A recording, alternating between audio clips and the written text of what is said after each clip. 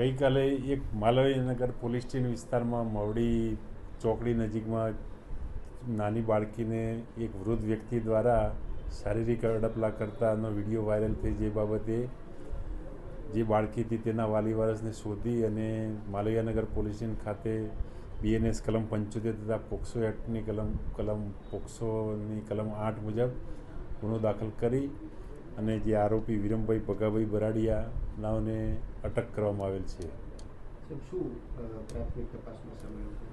પ્રાથમિક તપાસમાં એવું છે કે અગાઉ પણ આ બાળકી સાથે આરોપીએ તેના ઘરે શારીરિક અડપલા કરેલાનું પણ જણાવે છે. એ પરિચયમાં એ નજીકમાં રહેતા હોવાથી બાળકી તેમના ઘરે જતી હોવાથી શારીરિક અડપલા કરેલનું માલુમ પડેલ છે.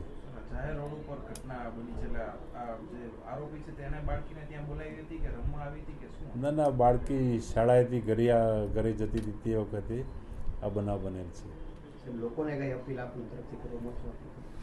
લોકોને એટલું જ કહેવું છે, તમારા જે પણ બાળકો હોય, નાના બાળકો, તેમને કોઈ પણ આ રીતનો શારીરિક અડપલા કે કંઈ પણ ઇશારા કરે કે ગંદુ વર્તન કરે તો તાત્કાલિક પોલીસને જાણ કરવી, જેથી જે પણ વ્યક્તિ કે આ કૃત્ય કરેલું હોય, આવું કૃત્ય કર્યું, તેના વિરુદ્ધ પોલીસ એક્શન લઈ શકે.